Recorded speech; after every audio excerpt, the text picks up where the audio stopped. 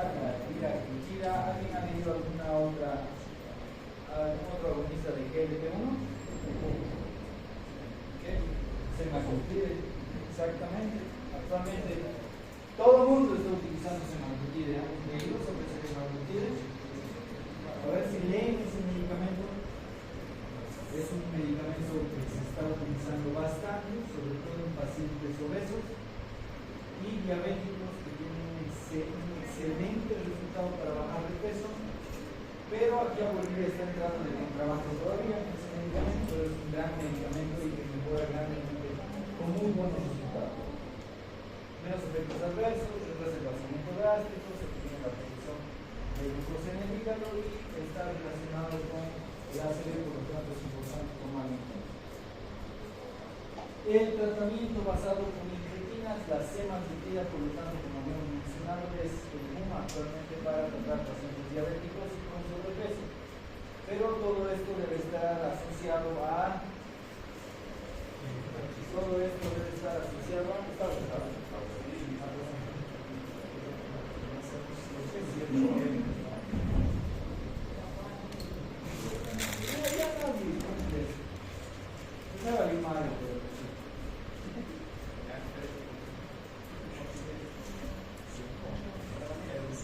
tratamiento basado con incretinas, unidades de la DPP4, como la sitagliptina, que es un excelente medicamento para bloquear la inactivación de las incretinas.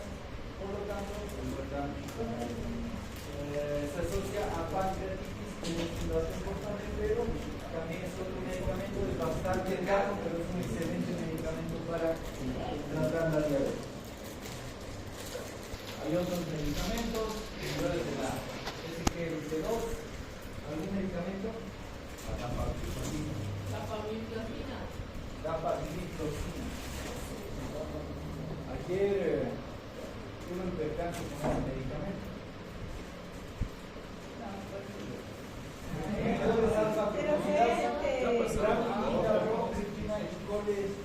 Cuando sean médicos, nunca sean soberbios. Siempre demuestran humildad. Llego a un paciente y le digo, pero ¿cómo está registrado lo medular en este paciente? Está de 25. ¿Se podrá utilizar? Sí, algunos estudios demuestran que se puede utilizar, pero con mucha precaución.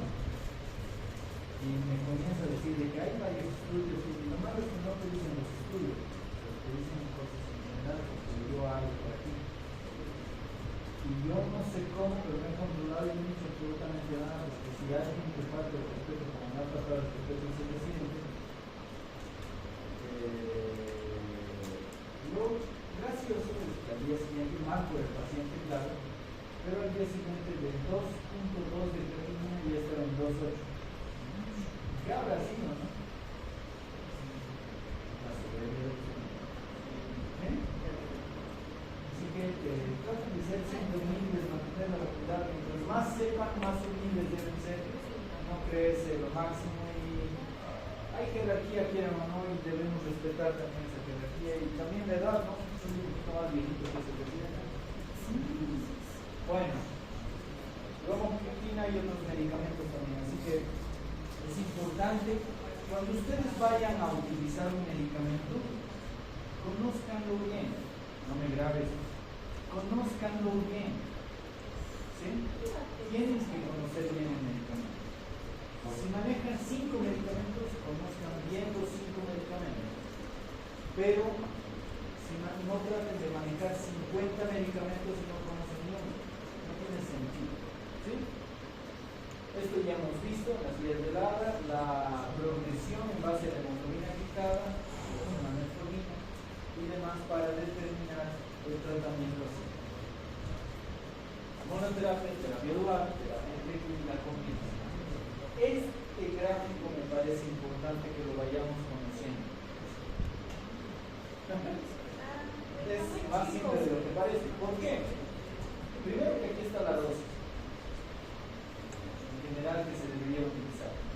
Segundo, algo importante que debemos tomar en cuenta, que son el filtrado glomerular que debo tomar en cuenta. A ver, ¿dónde está ¿cuál es la DAPA? Esta, aquí está DAPA glifosina. Y vengo por aquí y ese güey que me estaba diciendo. Le estaba dando dosis máxima, 10 miligramos cada día. ¿Sí? Así que hay que tomar muy en cuenta todo eso. Y aparte, esa soberbia me lleva a buscar más datos de que estaba actuando mal el güey. No sabe escribir dapagliflozina adecuada. Estaba poniendo dapaglifosina, no flosina. Y no, pues ya le hice pomada, encontré varios errores. Me contestan mal en la nota inagopagal. Así que no sean soberbios. Entonces, este gráfico es de vital importancia. Miren, metformina, ¿cuándo ya debemos tomar precaución? Cuando tengamos un filtrado entre 30, 45, 50. Menos de 30 ya no deberíamos utilizar metformina. Glibenclamida, aquí está el medicamento más utilizado. Menos de 30 ya no deberíamos utilizar. En el embarazo, cuidado que estén provocando, aparte de teratogenia, estén provocando hipoglucemia en el bichito. Hay que tener mucho cuidado en ese sentido. Así que hay que ver qué tipo de medicamentos y el filtrado glomerular es de vital importancia. ¿Sí?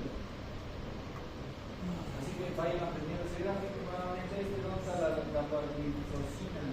Miren. Y este cuadro es peor todavía. Miren el filtrado.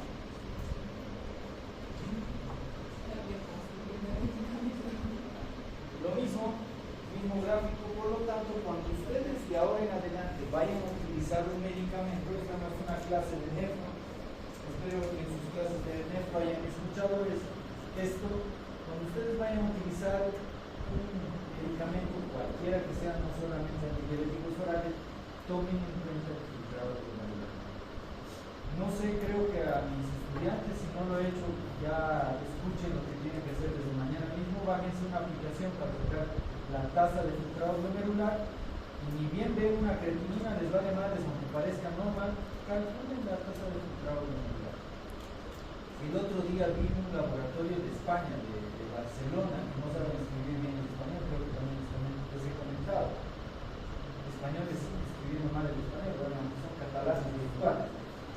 Pero el laboratorio ya tendría directamente CKD.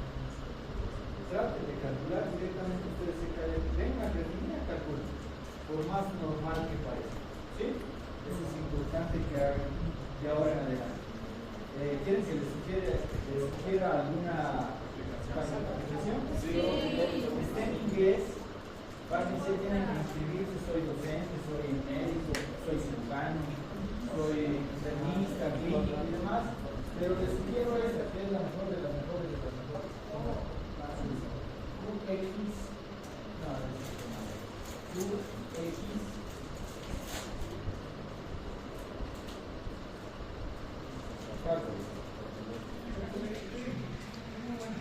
Es celeste. Está en inglés, tienen varias aplicaciones, tienen varias, no solamente de nefro, sino hay diferentes cálculos de COVID, hay de olfato pulmonar. Es una belleza de aplicación. Así que si pueden bajársela, es gratuita, pero tienen que registrarse para no ser chutos. ¿Han encontrado? Sí. Calculate. Calculate. Pero se va revisando también, ¿sabes? Esa misma, es una celeste con blanco. ¿Sí?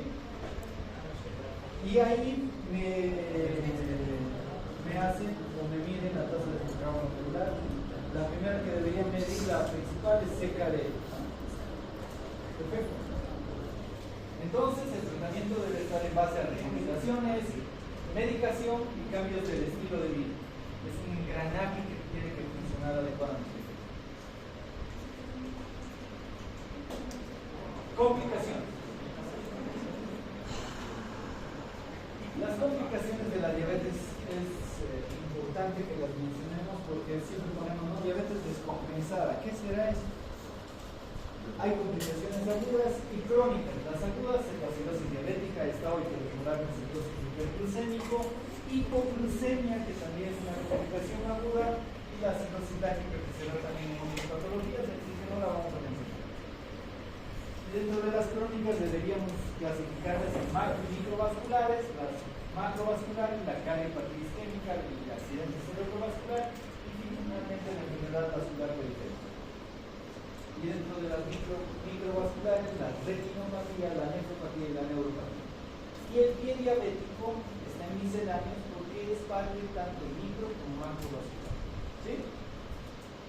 Debemos aprender a diferenciar. Qué bonito sería que ustedes me digan diabetes mellitus tipo 2 mal controlada o diabetes mellitus tipo 2 más complicación aguda de la diabetes de tipo estado interrenal cetosis hiperglucémica. Me abren todo el tratamiento y ya está. Suficiente con a eso debemos llegar. En cambio, si me dicen diabetes descompensada, ¿qué me están diciendo? ¿Será por hiperglucemia? ¿Será por hipoglucemia? Le comienza el tratamiento y al día siguiente glucemia normal. ¿Habrá sido descompensada o solo una hiperglucemia? El paciente se accidentó, no sufrió ninguna lesión, pero su azúcar llegó a 300. Es una hiperglucemia por el trauma. ¿Sí? Así que aprendamos a hablar con sentido. Así que estado interoscular, cetoacidosis y demás. Vamos a hablar primero de las complicaciones agudas de la diabetes.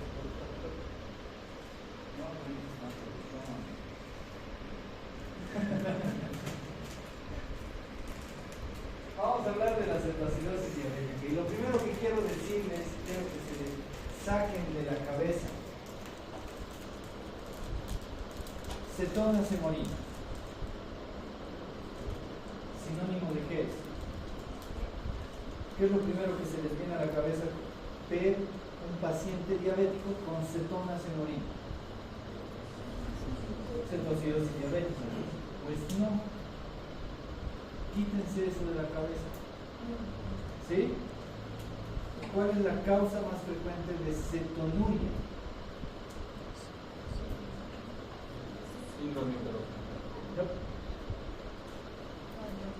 ¿Cuál es la causa más frecuente de cetonuria?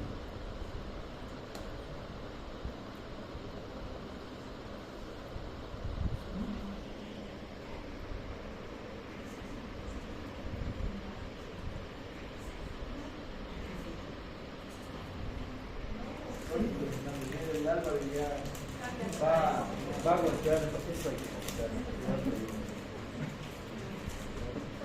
Dime. No. Muchos de ustedes deben estar con cetonas hemorina en este momento. Comer carne. ¿Qué? Comer carne. Ayuno. El ayuno prolongado se asocia a cetonuria. Otro punto importante. Dígame los tipos de cetonas que hay. ¿Recuerdan? Son más de dos.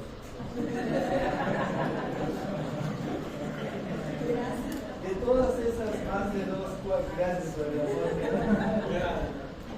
De esas cetonas, ¿cuál es la importante en una cetoacidosis diabética?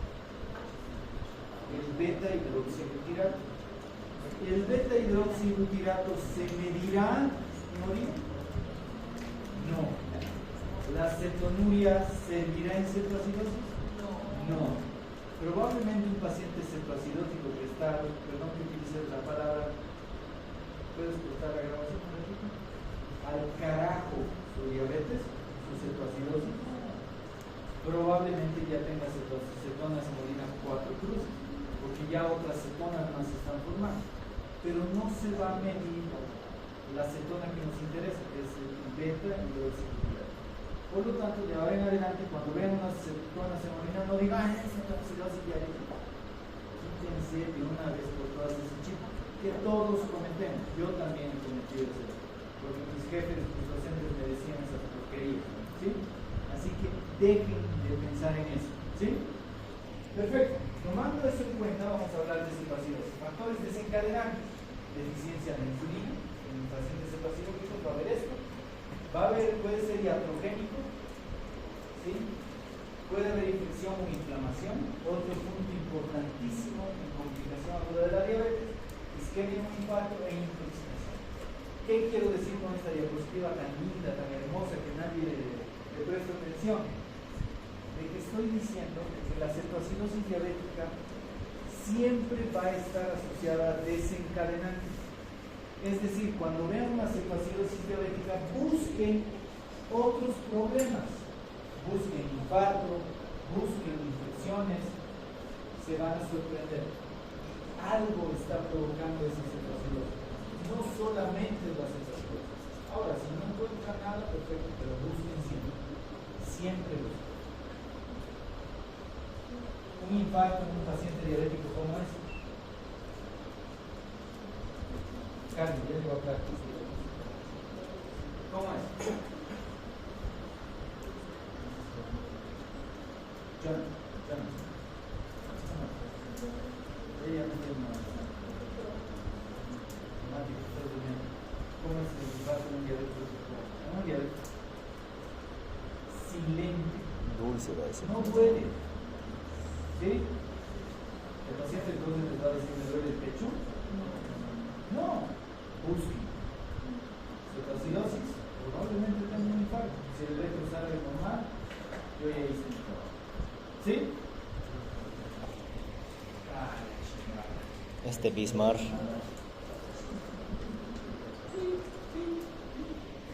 Vas a poner eso en tu trabajo siempre. Bien, entonces, ¿cómo es la cetoacidosis? Va a haber deficiencia de insulina, movilización y oxidación de ácidos grasos, aumenta las cetonas, de hidroxibutyrato principalmente, aumenta el sustrato de cetogenia y disminución del aclaramiento de cetonas, y esto provoca cetosis, es decir, esa glucosa está circulando y no está entrando a la célula, por lo tanto la célula necesita energía y como no está entrando la glucosa va a empezar a utilizar ácidos grasos y demás. Por eso las dietas netamente ketos no sirven. Hay charlatanes en internet, algunos pelados. Déficit de insulina, entonces se caracteriza por qué? En cetoacidosis, menor captación de glucosa, esa glucosa no está entrando a la célula, va a haber menor utilización de glucosa, va a haber mayor gluconeogénesis, mayor aumento de la lipólisis. Todo esto va a producir hiperglucemia, deshidratación intracelular, deshidratación extracelular y por lo tanto hipertensión vertical y choque, y se puede morir el paciente. Dentro de las manifestaciones clínicas, todas las manifestaciones clínicas que nos hablan de descompensación diabética, poliuria, polipipsia, deshidratación vertical, entre otras, ILEU debe asociarse ILEU, ¿qué se diga? Parálisis de intestino, ¿no? Respiración de Kussmaul, ¿cómo es la respiración de Kussmaul? Y esto me lleva a preguntarles algo importante. Yo le pongo 100 a que me hace algo con la respiración de Kussmaul. ¿Cómo es la respiración de Kussmaul? Vamos a parar. Obra de teatro. ¿Quién quiere hacer el teatro?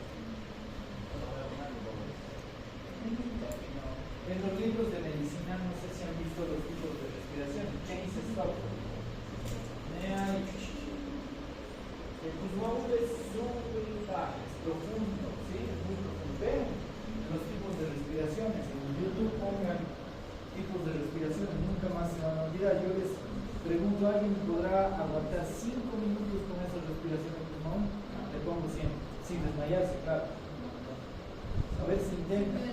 ¿Y por qué no nos preocupamos de un paciente cetoacidótico con una respiración de Kussmaul? ¿Se imaginan estar más de 6 horas, un día, 2 días con esa respiración?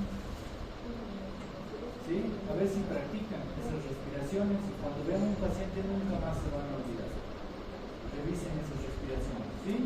Los chicos que rotan conmigo ya saben que tienen de tarea, me van a hacer esa obra de teatro en el consultorio. Nada, Así que vayan diapositivas. practicando cómo respira un cetoacidótico. Olor a acetonas o manzana. Háganse una compota de manzana en la casa, hagan el mire con otras palabras manzana y respiren ese aire. Así huele un cetoacidótico. ¿Sí? ¿Sí? Y definitivamente cambios del estado mental. Este cuate está desorientado y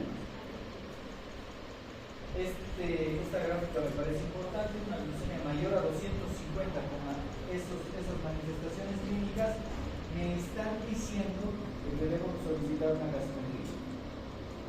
Debo pedir laboratorios básicos como albúmina y electrolitos, porque la gasometría no les va a servir de nada sin albúmina, porque necesito hacer algunas ecuaciones, examen general de orina y gasometría arterial o venosa también, no se hagan lío, aunque sería bueno que vayan practicando las gasometrías arteriales. ¿Alguien sabe tomar la gasometría arterial? Ya van a ser internos de medicina, vayan practicando. Algún residente o alguien les va a decir, oye, ¿qué es tomar? Ya tienen que estar listos. Colocar sonofolia, zona nasogástrica, paracentesis, esas cositas ya vayan bien. Para animarse. Repasan un ratito antes de ver al paciente y ya procede. Entonces, los estudios diagnósticos me van a permitir determinar la acidosis metabólica, la cetosis, la hiponatremia, es decir, regla general. Aquí estamos corrigiendo el sodio. ¿Sí? ¿Qué debemos hacer? Corregir el sodio cuando tengamos una hiperglucemia arriba de 200. Es decir, si tengo una glucemia arriba de 200, ese sodio no es real. ¿Sí? ¿Cómo calculamos? Medimos la glucemia, menos 100, igual, dividido entre 100, igual, por 2.4, igual, más sodio medido, y ese es el sodio corregido. Aquí está la ecuación. Ejemplo, tengo glucemia de 300 y sodio de 140. ¿Cómo está ese sodio? ¿Normal? No. ¿Por qué no? No debemos creer en ese sodio. No es normal. Calculen. Vamos, calculadora. Glucemia de 300. Menos 100. Miren esta ecuación. Menos 100. Igual, pongan igual, sí o sí, sale 200, ¿verdad? Dividido entre 100. 2. Ese 2 multipliquen por 2.4, que es una constante. Ese valor, súmenlo al sodio medido. ¿Cuál es el sodio medido? Les he dicho el sodio. 140. ¿Cuánto sale? 44. Sigue normal ese sodio. Está en el límite, pero sigue normal. Si está en el límite superior, ¿qué le estará faltando al paciente?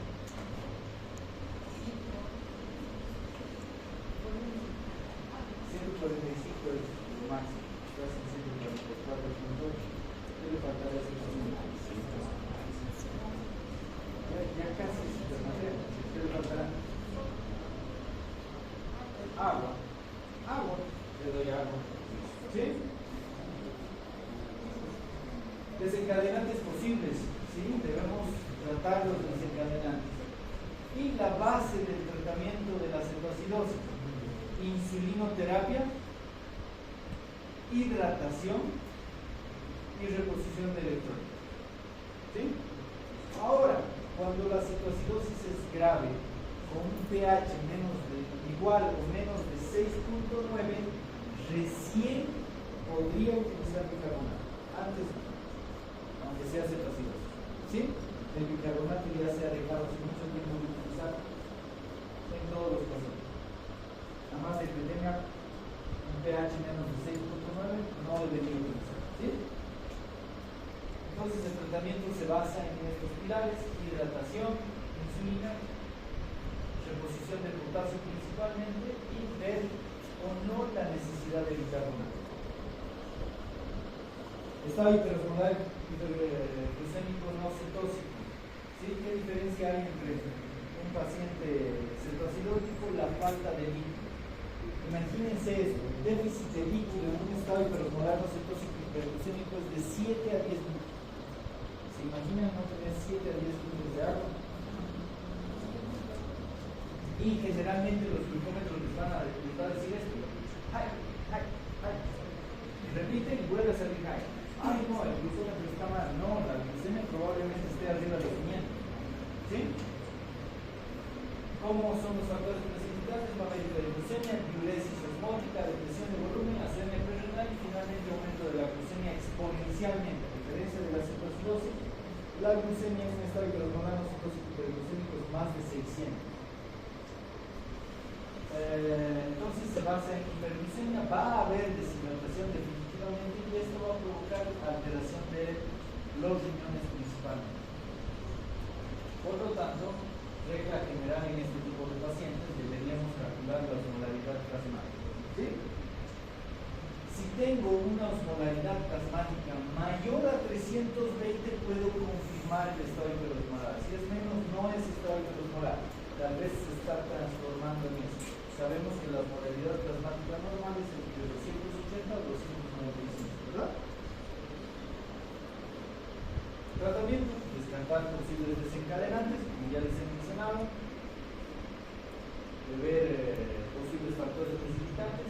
Por lo tanto, también se debe hidratar al paciente, pero más agresivamente, utilizar insulinoterapia. Y la diferencia entre cetoacidosis y estado hiperosmolar, miren, hay lipólisis en el estado de la cetoacidosis y en el otro hay más alteración de agua. ¿Sí? Eso es importante mencionar. Hipoglucemia, otra complicación aguda de la diabetes. Cuando el azúcar está menos de 70 o menos de 55 ya empiezan a aparecer signos y síntomas. Pueden haber asintomáticos y sintomáticos, como las guías de la ADA nos recomiendan, debemos determinar eso. La base del tratamiento de una hipoglucemia es determinar si es sintomático o asintomático. Etiología, estaremos dando más insulina de lo normal y estaremos utilizando hipoglucemiantes orales. ¿Está utilizando metformina, doctor? Probablemente no. A más de que se haya tomado 20, 50 tabletas de metformina, algo siempre en el intestino va a provocar de que baje el azúcar. Saltarse las comidas o no comer, el apetito ha disminuido, sobre todo en pacientes ancianos, insuficiencia renal, hepatopatía, infecciones y pacientes de la tercera edad pueden también asociarse a problemas de este tipo.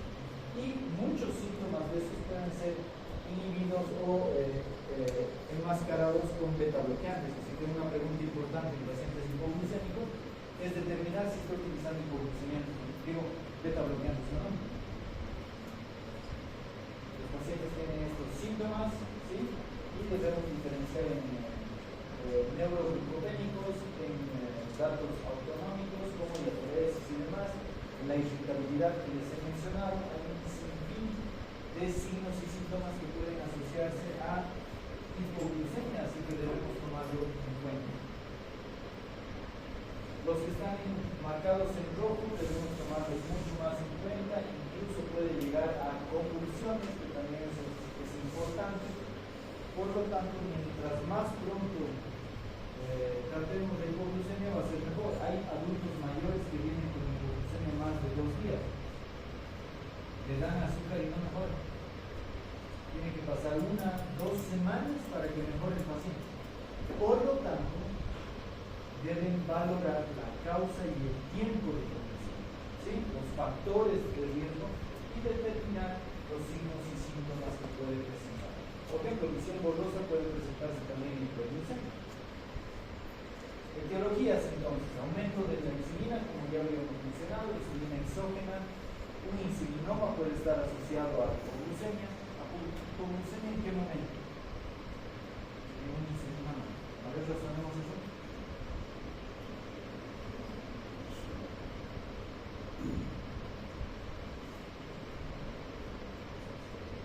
Yo le doy de comer a Bisma una torta gigante, como de Bruce de Matilda. ¿Y qué va a pasar con la insulina? Va a producir. Pero imaginemos que Bismarck tiene un insulinoma. Le doy la misma torta, ¿qué va a pasar con la insulina? Va a producir mucho más. Por lo tanto, la hipoglucemia va a ser postprandial en esto. ¿Sí? Sulfonilureas, anticuerpos antiinsulínicos, hay un sinfín de patologías que pueden asociarse a hipoglucemia, el alcoholismo, la insuficiencia renal, el pánico y demás. Y por lo tanto, otro dato importante, la glucosa baja puede ser normal. A veces vemos en los hospitales glucemias de 60 y los grandes residentes internos ya están indicando hipertrofia. y no tiene síntomas el paciente, ¿qué harían en ese caso? Paciente hipoglucémico sin síntomas, ¿qué hace?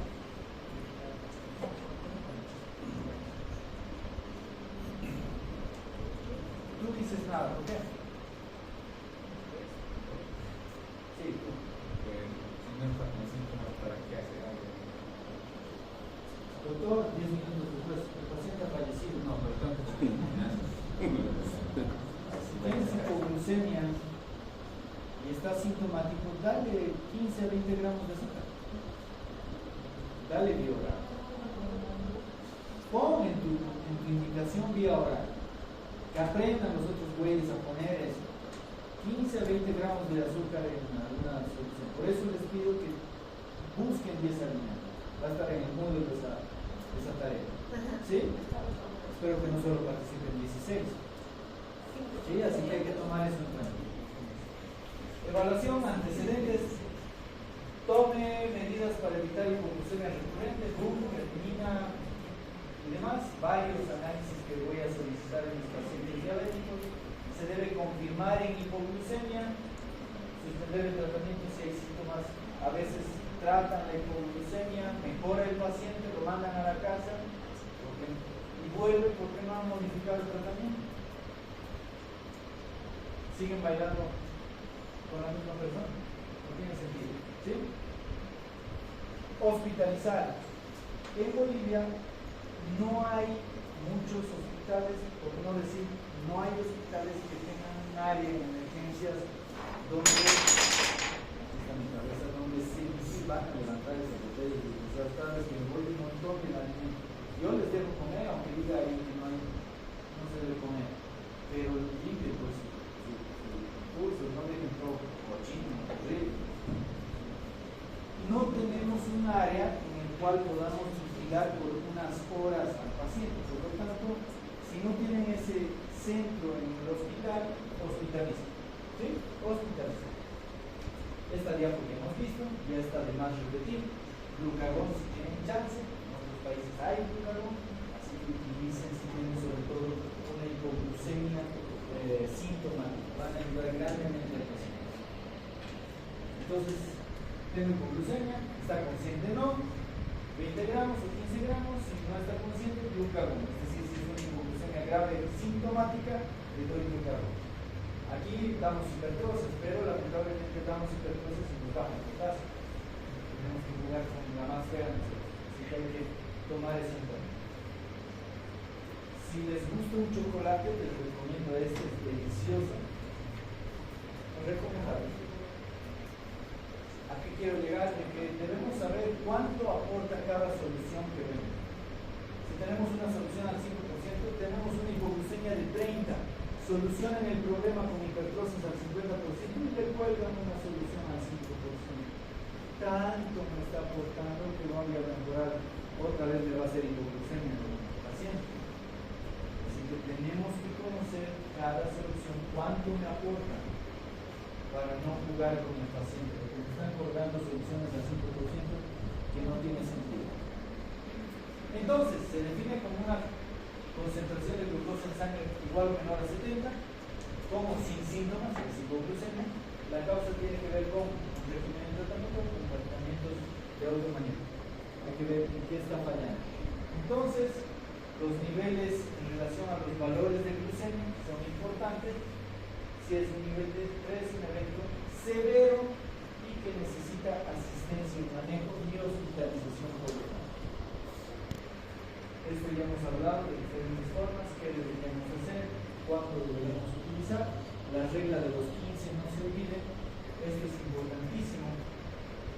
15 minutos después de haber tratado la hipoglucemia, mido otra vez la glucemia. Hagan eso. Si está por debajo de 100, vuelvo a administrar, vuelvo a hacer el tratamiento. Si está por encima de los 100, estoy tranquilo. ¿Sí? No se olviden de eso. No se olviden de eso. Es decir, un paciente diabético siempre tiene que tener un dulce en el bolsillo. La diabetes está en nuestras manos.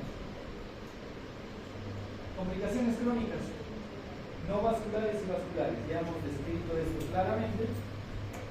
Y estas son crónicas. ¿Se acuerdan de nuestro ejemplo del caso caso clínico del paciente, varios dijeron que podría tener una neuropatía diabética. No, porque es una diabetes resistente diagnóstico. Falta tiempo para que esta complicación se establezca. Por lo tanto, estas son complicaciones crónicas de la diabetes. Hay productos de glucosilación avanzada que van a lesionar las estructuras de a poco. Y por lo tanto, primero va a haber una destrucción vascular, micro y macroencefálica, es decir, y eso va a permitir daño celular, daño nervioso y demás. Y esto se va a mantener constantemente y rara vez mejora o vuelve a la normalidad. Va a haber una modificación de proteínas, va a haber liberación de citoquinas, factores de crecimiento que van a provocar lesión endotelial en el primer instante. Disfunción endotelial. Cuando hay riesgo cardiovascular, hay lesión endotelial. Así que deben comenzar a conocer más la lesión endotelial.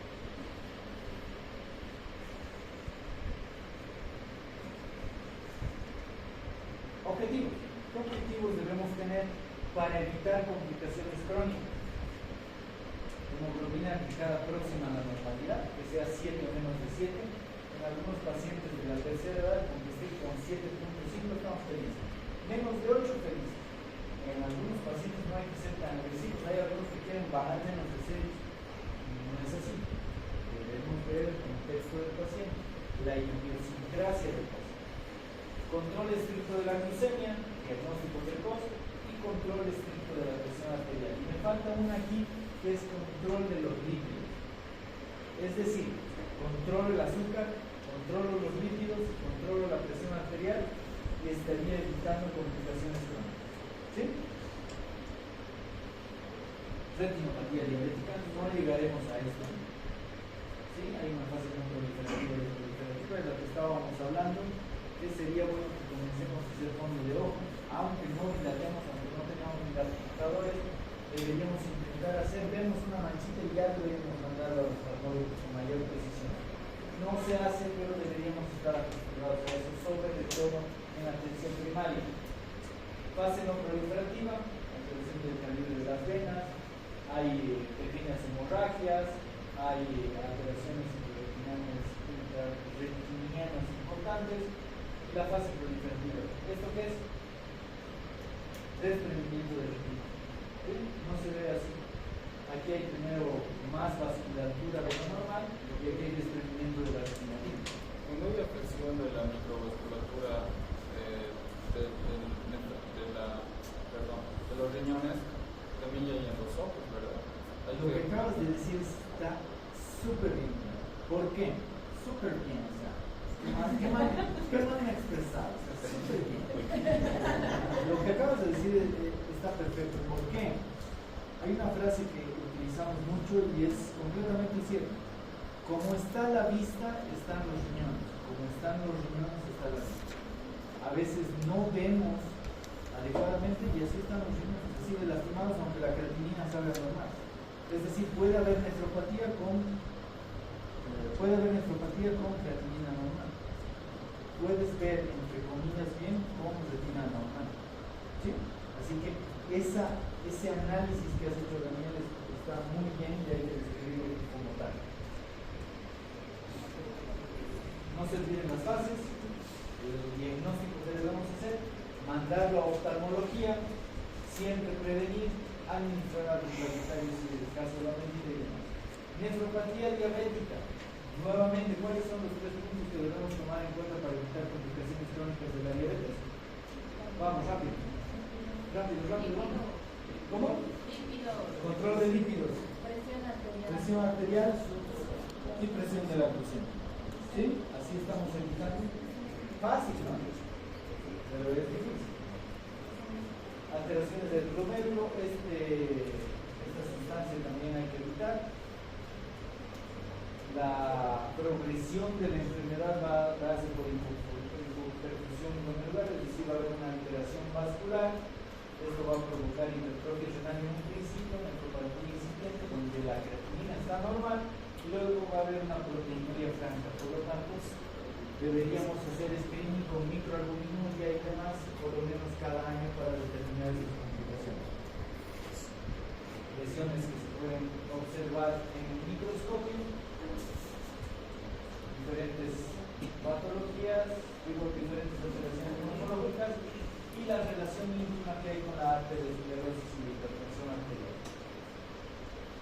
Tratamiento, prevención, controlar la presión, se puede iniciar, escuchen esto, pacientes diabéticos de más de 5 años que no tienen hipertensión ya pueden utilizar antihipertensivos como dietas diarias.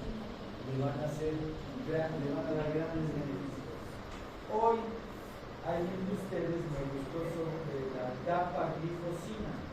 En esta semana que estamos hablando de eso en las prácticas. Y mencionamos algo importante: este medicamento que es la dapaglifosina puede utilizarse también como preventivo para evitar la progresión de enfermedades en la clínica. Así que también es otro dato importantísimo a tomar en cuenta.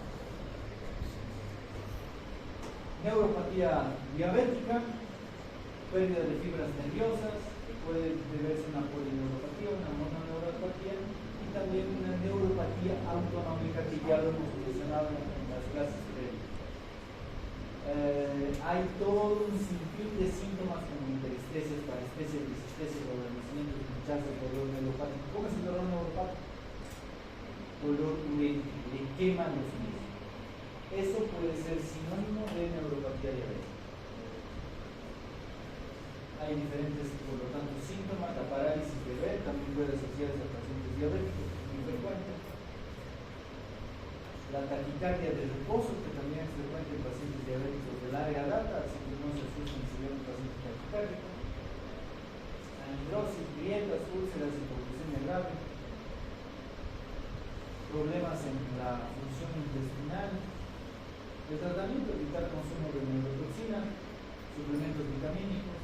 Se puede utilizar análogos GABA, la gabapentina o la pregabalina, que también es un medicamento muy útil en pacientes con neuropatía diabética. Dolor neuropático, dolor torácico en relación a síndromes coronarios. Es raro que el paciente diabético tenga dolor, por lo tanto nosotros debemos vigilar. Paciente arriba de 40 años diabético que ingresa a hospital, sí o sí debería tener su electrocardiograma, aunque los jefes digan lo contrario. Factores de riesgo, evitarlos. Factores de riesgo específicos, vigilarlos. Entonces todo se va a dar gracias a una hiperglucemia que va a provocar lesión endotelial y por lo tanto arteriosclerosis, y puede asociarse a gangrena de miembros superiores, infartos agudos de miocardio, accidentes cerebrovasculares y demás. Es decir, diabetes más complicaciones crónicas es sinónimo de complicación cardiovascular. Pie diabético es tan sencillo de diagnosticar, pero tan lamentable de hacerlo. Un paciente, a ver si ven pacientes diabéticos con pie diabético, es terrible, sobre todo si necesitamos amputación. El síndrome de la mortadela, ¿no? Y todo comienza con neuropatía, con pequeños dolorcitos, luego pisa un clavo y no le duele, y ya hay que amputar la pierna cuando tiene como un globo de pie y oliendo a queso podrido, ¿sí? Gangrena. Así que necesitan amputar, así que necesitamos valorar con precisión cada vez que tengan la oportunidad de utilizar los pies, háganlo. Ver pulsos, que también es un dato importante y no lo hacemos en mucho tiempo.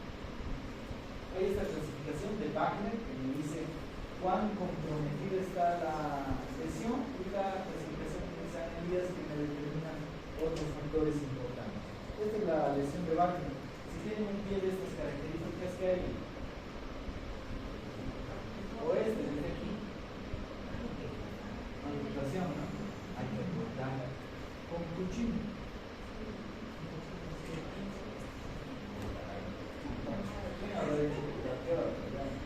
Tratamiento, selección cuidadosa del calzado, un calzado que calce bien, que no sea muy grande ni muy pequeño, higiene de los pies, mantenerlo hidratado.